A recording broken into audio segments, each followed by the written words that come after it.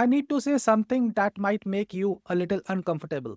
Organizational politics is not a dirty world. I know, I can almost feel that some of you are cringing now because we have been taught, especially in the IT world, that politics is for manipulative people, that good work should speak for itself, that if you keep your head down and deliver, eventually you will be recognized.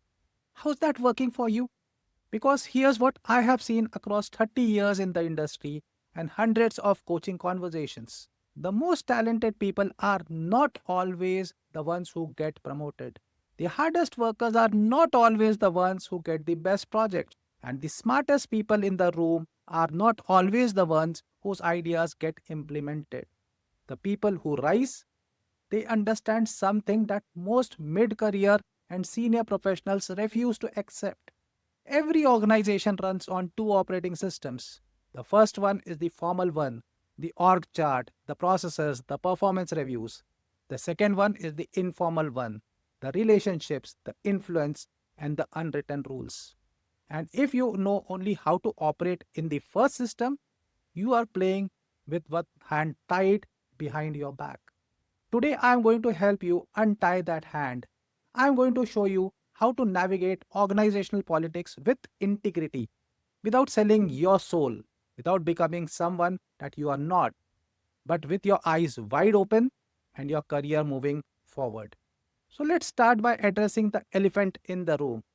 Why do we hate the word politics so much? I'll tell you why. Because most of us have been burned by it. You have seen someone less qualified get promoted because they were buddies with the VP. You have watched someone take credit for your idea in a meeting.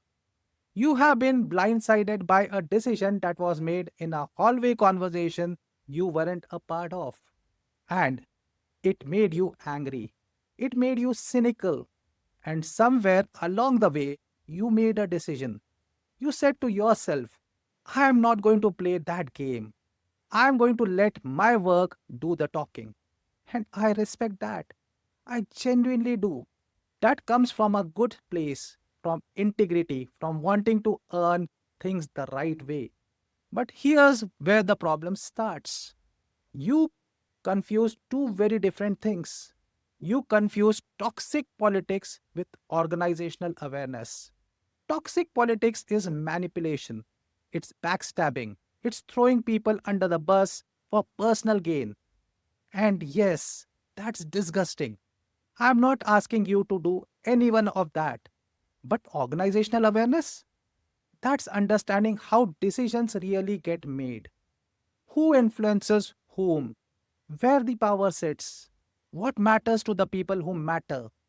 That's not manipulation, that's intelligence. Let me put it in this way. If you were playing chess and someone offered to show you how all the pieces move, would you say, no thanks?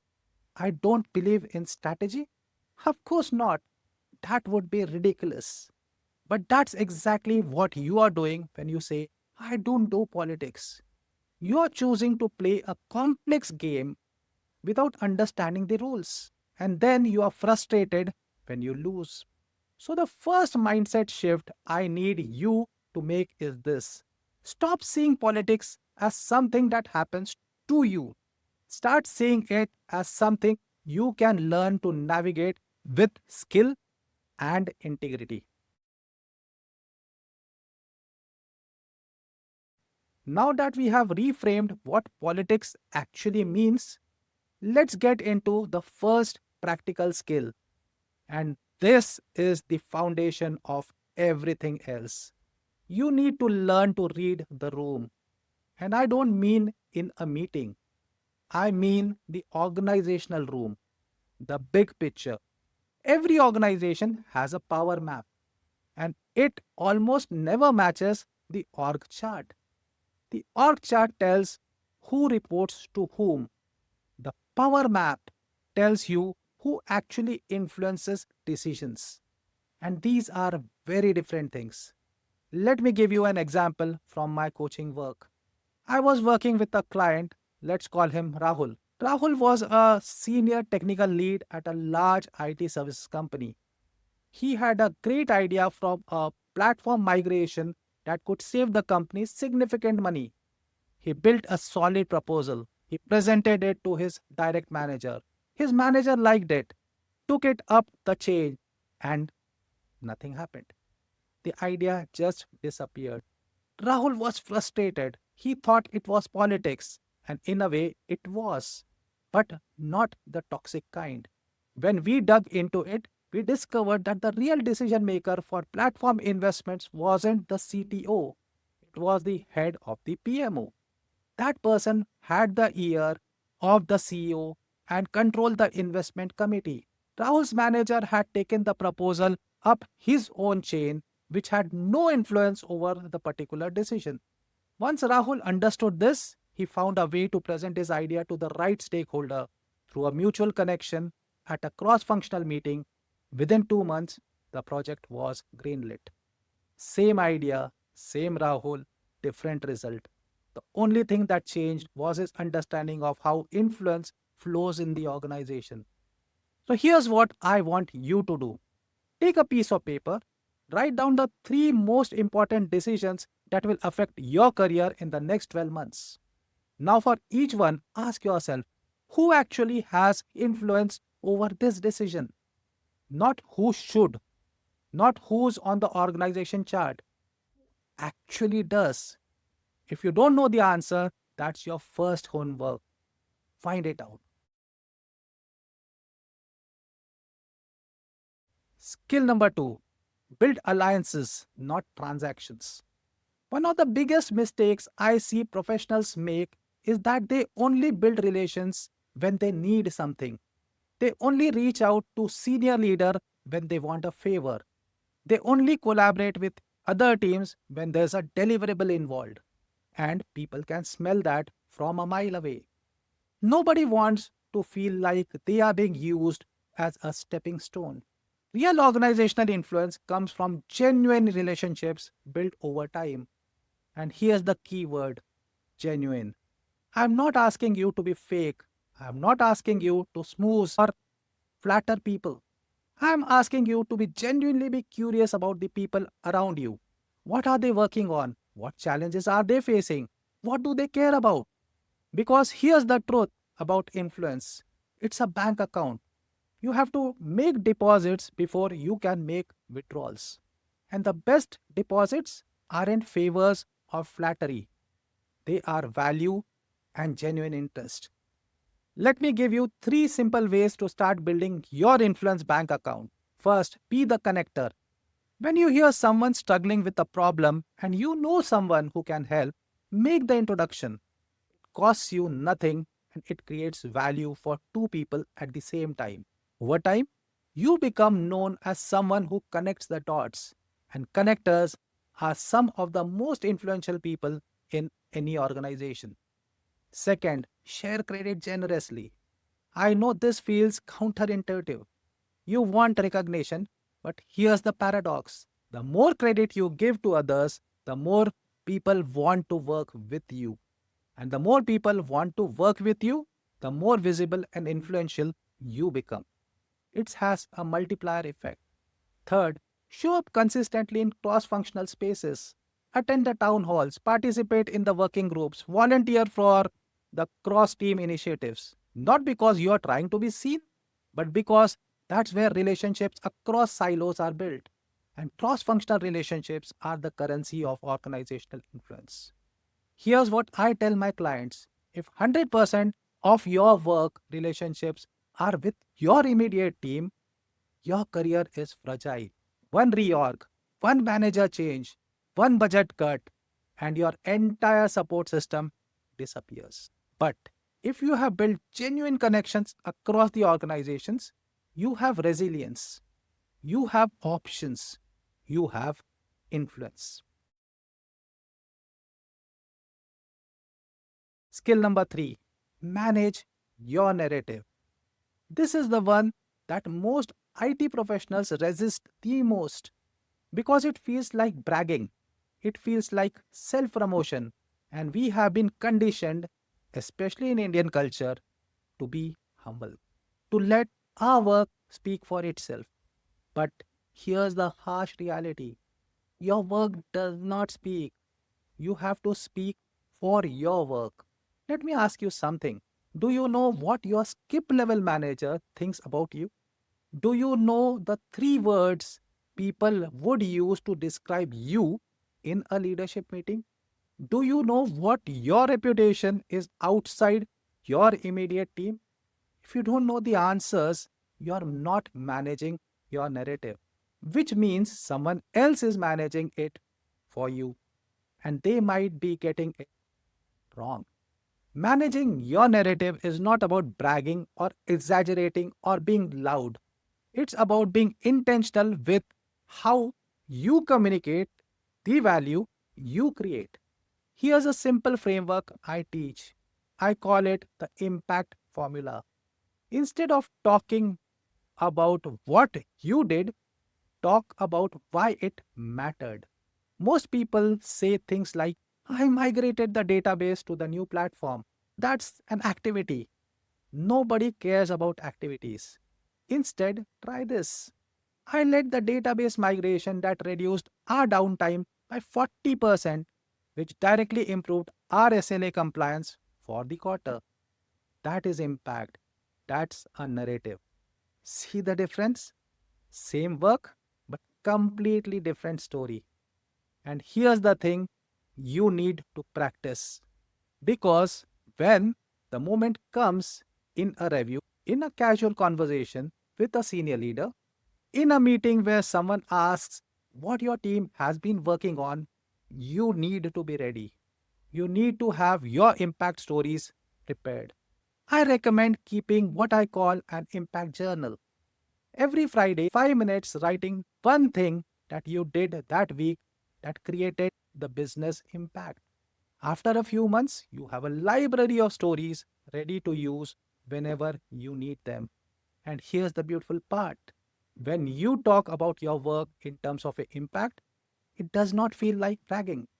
It feels like leadership communication because that's exactly what it is. Skill number four: navigate conflict with strategy, not emotion. This is where most people get organizational politics completely wrong.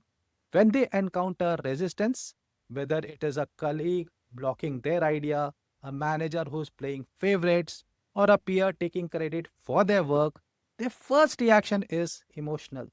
They get angry, they vent out to friends, they plot revenge, or they withdraw completely and disengage.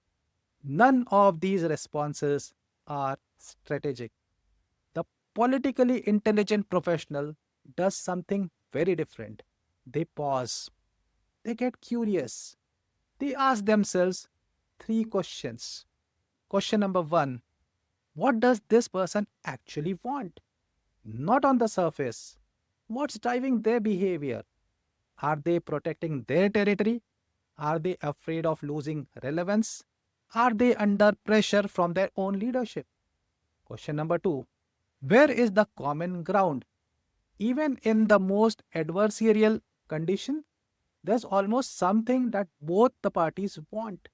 Maybe you both want the project to succeed. Maybe you both want to look good in front of leadership. Find that overlap. Question number three: what's the smallest move I can make to shift this dynamic? Not the nuclear option, not the dramatic confrontation, the smallest, the most strategic move. Let me tell you about a client of mine. She was a delivery manager whose peer, another delivery manager, was consistently undermining her in front of their shared stakeholders. Subtle things, questioning her estimates, raising doubts about her team's approach, just enough to create doubt without being overly hostile. Her first instinct was to confront him, call him out, escalate to their common manager. Instead, I coached her to do something counterintuitive. She invited him for a coffee. She said, Hey, I have noticed we sometimes have different perspectives in our stakeholder meetings. I think we are actually both trying to do right for the client. Can we align before these meetings so we are presenting a united front? What happened? He was completely disarmed. Because she hadn't attacked him, she had offered him partnership. Underneath his undermining behavior was actually insecurity. He was worried about being sidelined. Within a month, they were collaborating effectively. The stakeholders noticed, and both of them got benefited. That's smart politics. No manipulation, no backstabbing, just emotional intelligence and strategic thinking. So let me tie it all together for you. Organizational politics is not about being fake. It's not about playing games. It's not about selling your soul. It's about understanding how organizations actually work beyond the organization chart and the process documents. It's about building real relationships, managing your narrative with integrity, reading the room, and navigating conflict with strategy instead of emotion. And here's what I want you to take away from this video. You don't have to choose between being a good person and being politically savvy. That's a false choice. The best leaders I have ever worked with, the ones who built incredible careers and maintained their integrity, they were always politically intelligent. They understood the game, they played it on their own terms, and they played it clean. You can do the same. And so here's your challenge. This week, I want you to do one thing: draw your power map. Take three most important decisions affecting your career right now and map out who actually influences those decisions for you. Just one exercise will open your eyes. Now, if you are a mid or senior career IT professionals who is tired of being the best kept secret in your organization, I want you to check out Limitless Leaders Tribe. It's a community I have built for people exactly like you, technically excellent professionals who are ready to be seen, heard, and recognized as leaders. The link is in the description. If this video gave you a new perspective on organizational politics, hit that like button. Subscribe for more leadership and career growth content every week. And drop a comment. I want to know what's that one political situation at work that has been frustrating you. Let's talk about it. Remember, ignoring politics does not make you noble, it makes you invisible. This is Vijay, and I will see you in the next one. Bye for now.